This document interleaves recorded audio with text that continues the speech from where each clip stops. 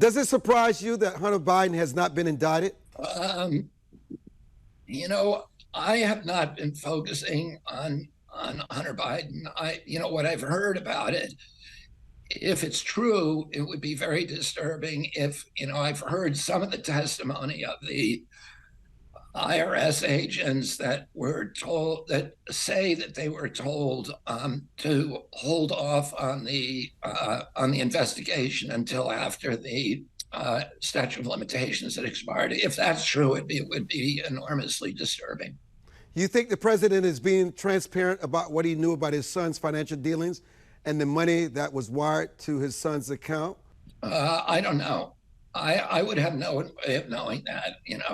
I just would have no way of knowing, so I wouldn't comment on it.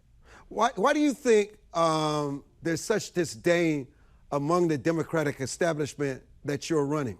I think for a lot of reasons. I think that there's the Democratic Party is really driven by a fear of Donald Trump. It's an odd situation where you have a presidential candidate and a former president who actually is responsible for crafting the central platforms of both political parties.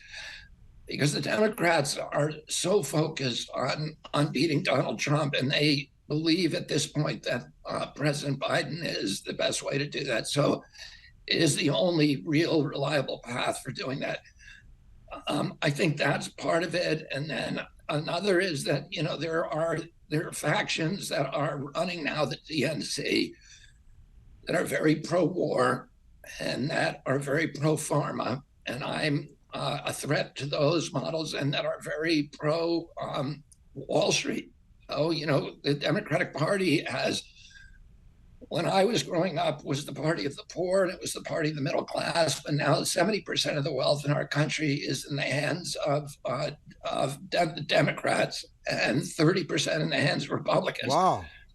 And of the 10 richest counties in America, 9 of them are Democratic. So we now have the inverse of the party that I grew up with, where the Democratic Party was the party of the working class, the middle class, and the poor. Today, that's switched over to the Republican Party, and it's a very, it's interesting from a historical perspective. But any time you get a transition like this, there's tremendous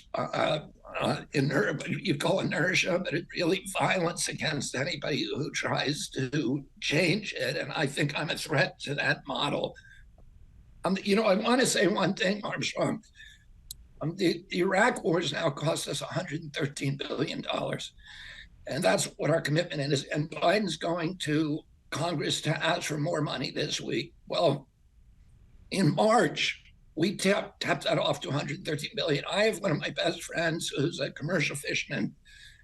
He's on full disability and he gets food stamps. He gets $283 a month. And that, because of the inflation that you mentioned, has decreased. The value of those food stamps has decreased by 38%, because in 2 years we've had 38% inflation. But basic food stuffs like dairy, eggs, and chicken have actually increased by 76%. So his food stamps are buying 76% less than they were 2 years ago. And then in March 1st, he got a robocall from the government saying his food stamps were being cut to $23 a month, 90% cut. 30 million Americans got that call. 15 million Americans are being cut from Medicare. And the total cost of those programs for the year is $113 billion. So, and that same month, incidentally, the Fed printed $300 billion unanticipated to pay for the bailout of the Silicon Valley Bank. So we have a lot of money for bankers when they need it, and we have a lot of money for the war machine. When it comes to everyday Americans, we're starving them to death. Speaking of everyday Americans, I spoke earlier about the sanctuary cities, the hundreds of thousands of migrants in New York, they're in Washington, D.C., they're in San Francisco. How would your immigration policies be different from what we see now? Okay, so I've been to the border. I've studied this issue carefully, and I want to say at the outset, a lot of people come to this issue from a xenophobic or hatred of immigrants or racism even. But I come from a different place, a place of compassion and trying to solve a problem for our country. I went to the border. I saw in 2 hours, I saw 300 people walk across the border. The first 110 were from Africa. And I thought I was going to see Central Americans and Latin Americans, but no. The second group, I interviewed everyone. They were from Azerbaijan, Kazakhstan, Uzbekistan, Afghanistan. Most of them were from China. There was only 2 families the whole night that came from Latin America, one from Colombia, one from Peru. And none of them, those were the only 2 families that were making asylum claims. The other ones were coming, openly told us, we're coming because we want to make money in the United States. So, and the Mexican drug cartels were driving them in buses up to the border, charge them $10,000 to $15,000 a piece, and then rob them and abuse them, exploit them, rape them, beat them, etc. We heard horror stories. And except because we now have an open border, the cartels are literally running America's immigration policy. Those people came across the border. I watched the whole process for 3 days. They were given then airplane tickets to any place in the United States they want to go to by the DHS, paid for ultimately by FEMA, which is us. So, and there's 7 million of them that have come across in the last 3 years. Okay, so what happens to them when they get here? They're now, they're told, they're given a court date that is 7 years down because there are no asylum judges. So they're allowed to stay here then. They're told you can stay here for 7 years, but you're illegal. So what do? They have no leverage in employment. They cannot legally work. So the unscrupulous employers now have total power over them. They pay them $5 or $6 an hour, and that dampens the wages for every other American. And they are landing in cities like New York. 95,000 have landed in New York. New York is now thinking of turning Roosevelt Island into a migrant camp, and even parts of Central Park, according to Bloomberg. So, and it's not, the last 20 years of his life, I worked pretty closely with Cesar Chavez. I was a pallbearer for him when he died. I had that honor. And I worked on pesticide issues, but he had 2 big issues. One of those issues was pesticides on farm workers, and the other issue was ending illegal immigration because he saw what it was doing to wages in the United States. And many Americans, Mr. Kennedy, see this. How would you close the achievement, the educational gap, the crisis in education all across America? What would you do to make sure that kids could have a passport to the future by getting a quality education? Let me just finish saying, because you asked me a question about how I would end it, and I'll tell you exactly how I'll end this border crisis. Everyone we talked to down there, the Border Patrol chiefs, the union members, the local law enforcement, the sheriffs, everybody we talked to said this is easily preventable. And there's 2 things that need to be done. One is you need barriers. You don't need to have a wall all the way 2,200 miles from Brownsville, Texas to San Diego, but you need some kind of monitoring system, which we had, and it was taken down. In the remote areas, motion sensors, video cameras, hours and lights, and so that you can see everybody who's coming across. You need physical barriers, which only have to be completed. I saw the big gaps in them. I think there's 20 gaps left. We just need to seal those. Most importantly, we need to hire enough asylum judges. And as soon as I get to the White House, that's what I'm going to do. I'm going to seal this border. I'm going to have a humane, open immigration policy for people who are legally, doing it. And so that we can control it as a nation. Well, you make a good point about the judges. I don't know if people realize there are only 88 immigration judges in the entire state of New York, and they would be amazed at how Exactly. many are across the country. So you make a good point. What would you do about the education crisis? Well, education is my main education and chronic disease in our children, which are two interconnected issues. Where the chronic disease rate in our kids has gone from 6%. Today it's probably around 60%. And it doesn't matter what your education is. If you're going to be sick your whole life, which is what chronic disease does to you, it's going to be debilitating, and you're going to have your hope, your capacity to fulfill your destiny is now significantly diminished. So my two big promises are to end the chronic disease epidemic, and the other is to restore our education system by having the federal Department of Education focus not on curriculum but on actually providing infrastructure and making sure that teachers are getting decent pay so that we attract the best Americans to be teachers, that we support the ones who are there who are utterly unsupported today. We have teachers in this country that are buying their own school supplies or their classrooms. And, my wife recently went into she did a tour of the schools all over the country and in poor neighborhoods. She was in Detroit, and there was trash cans sitting in the middle of the classroom. She asked the teachers, why is that? And they said, because the roof leaks whenever it rains, that the fire alarms didn't work, the clocks didn't work. The children do not have proper equipment. They don't have computers, which they need. We are abandoning an entire generation of children. And guess what? If we weren't paying for these wars abroad, we would have plenty of money to our children's abroad. What are your thoughts on school? What are your thoughts on school choice and vouchers? I'm for school choice, but I also understand that we cannot be cannibalizing our public schools. We need to figure out a way to do both. We need to make sure, and I think that's why the federal government has to get involved. We have to significantly cut our military expenses. We need to cut our expenditures on chronic disease so that we have that money to put into our schools. As we are shackling an entire generation of children to a kind of slavery because we're not giving them the preparation they need to lead a fulfilling life, to be productive Americans. We're destroying this generation. Mr. Kennedy, it's rapid response in this segment. What would you do about the just out of control crime and also to support law enforcement? Well, I think you need to do both of those together.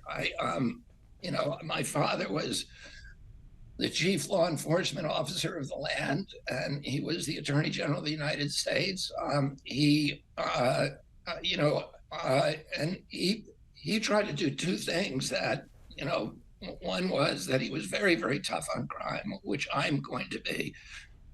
But at the same time, for nonviolent offenses, and particularly drug offenses, I think imprisoning a quarter of our prison population is now nonviolent drug offenses, and that we ought to be offering those people rehabilitation opportunities, which is what I'm going to do. And, I think inside of our prisons, we need to do more to rehabilitate and retrain those populations so that they have opportunities to be productive citizens when they come out. We need to be tough on crime, but we also need to be providing opportunities for young people so that they don't join gangs. Why are you, as a Democrat, challenging a sitting president who happens to be Democrat for the White House? I think President Biden, who I've known for many, many years and have had a strong friendship with, that he's lost touch with the values of the Democratic Party, the values of the Kennedy and FDR and RFK Democrats. The Democrats have now turned into the pro-war party. We're in the pro-censorship party. We're the party of Wall Street. We're the party of the neocons. This very violent foreign policy. And I don't think it's serving our country. And I think it's really turned its back on America, on our democratic values. How would you create a stronger middle class? Number one, we need to start by reinvesting. The thing that's draining our middle class is the warfare state. We have 800 bases abroad where we were told in 1992, when the Soviet Union collapsed, that we were going to get a peace dividend, that we were going to cut military expenditures from 600 billion a year to 200 billion, which was adequate to protect our country. Instead, we've raised it from 600 billion to 1.3 trillion. We spend more on our military than the next 10 countries combined. And, there's Paul Kennedy, there's no relationship to me, but he's a professor, a very famous professor at Yale, who's done an analysis of all of the empires of the past 500 years, and every one of them declined because they overextended their military abroad. China's doing exactly the opposite. China's doing what my uncle John Kennedy tried to do, which is to project economic power abroad rather than military power. And they are now, because of that, they're building all of it. The primary creditor in every nation in Latin America is now China, same in Africa. And they're sending engineers abroad. They're graduating 1.4 million engineers a year, sending them abroad to build things, developing that infrastructure, developing that intellectual, that human infrastructure for their own country, so that they're building a high-speed rail and everything else. And we've completely neglected our infrastructure. We've neglected, we've tried to run these countries and build relationships with the military, and it's not working. It's losing. And the Chinese are now eating our lunch abroad because of that. We used to graduate, Rice University alone used to graduate 20% of the engineers in the world.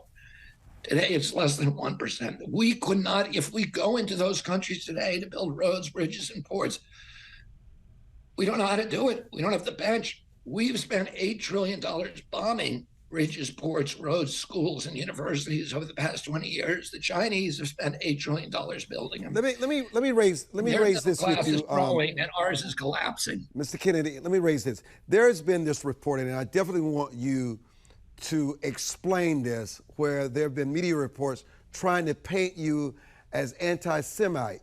What do you say to those reports about you and what you said? Please clarify. Yeah, I've never made an anti-Semitic statement in my life, ever. And I don't think anybody who is making those charges actually believes that I'm an anti-Semite. In fact, the same people, the sort of the liberal, left-wing liberal establishment, which is calling me an anti-Semite, is also calling me a Zionist. So you tell me how that's possible to be both a Zionist and anti-Semite. I have the best policy on Israel of any Democrat. And listen, Armstrong, for 3 years since the beginning of COVID, they've been able to censor me by removing me from social media platforms and blacking me out in the media. Now that I'm running for president, they can't do that anymore. So they have a new form of censorship, which is to try to discredit me, to marginalize me, to vilify me, to call me names that they know aren't true. They did the same thing to Bernie Sanders. They did the same thing to Tulsi Gabbard. All of the people who get up and say, I want to wind down the war machine, get maligned as anti-Semites, as racist, as pro-Putin or tools of Putin, and they're going to come after me and say that about me next. So prepare yourself. And none of it is true, and they can't point to a single statement I've ever made in my entire life that is anti-Semitic, because I wouldn't do that, because that's not who I am. What do you say to the media that uses your family members to disparage you, and the Democratic Party who says there's no major endorsement to Robert F. Kennedy running for president? And does it really matter? Because what matters most to you is that everyday people who you've given an energy, enthusiasm, an alternative to the Democratic establishment in this upcoming presidential election.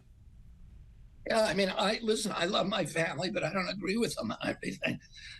And I don't, I think there's a lot of Americans who don't have 100% agreement with their with their families. I don't agree with them on many family members on the war, on censorship. I have 5 of my family members who are working for the Biden administration, and other ones that are working in, with 501c3s that are engaged in, essentially business with the Biden administration. So I'm not, I love my family, and they have their right to their opinions. I don't think those, are under normal conditions would be family disputes like that would be newsworthy. But I think at this point, the media, the corporate owned media, throws everything at me that they can to make sure that people are not listening to my arguments, not listening to my facts, but are instead making judgments about me to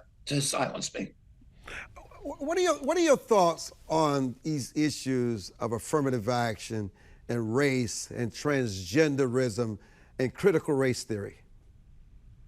Well, I mean, we got to take one of those at a time. I've said this at the beginning that I don't think that people who were born male should be able to compete in consequential women's sports. So I'm not talking about intramural sports or, a backyard football game or polo, or volleyball or whatever.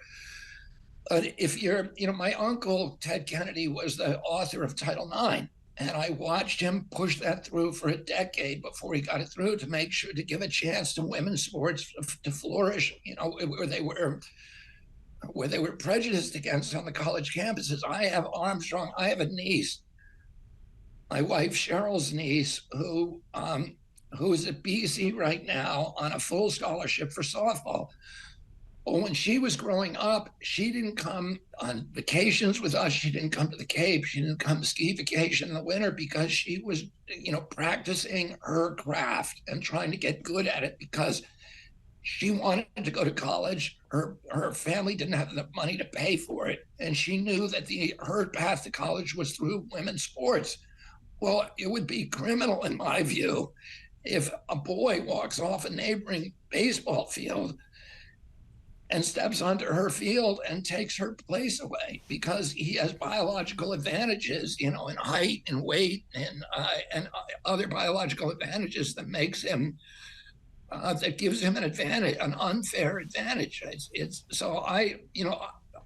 Anybody who's transgender or makes difficult choices or about their lives, they deserve to be treated with compassion and respect and dignity. But, on this issue, I would say that, I just don't see that it makes sense. And critical race theory? Well, critical race theory, I certainly would not, have a blanket imposition of that interpretation of history in every school. I think, it's important for every nation to recognize, and the United States, that we've had a problematical history, that began with the genocide of the American Indians, the slavery of millions of imported blacks, and that was part of our history. But there's other parts of our history too. And, our American history is like the histories of other nations, is made up of light and darkness. And that, I'm glad that when I was a kid that I got, I fell in love with our country because I was taught, the aspirational parts of our history. And, I learned it's important to learn and recognize those other parts as well. But I don't think something that just stresses the worst parts of American history is something that we ought to impose nationally or statewide on school children. That's the only thing that they're going to hear. That doesn't make any sense to me.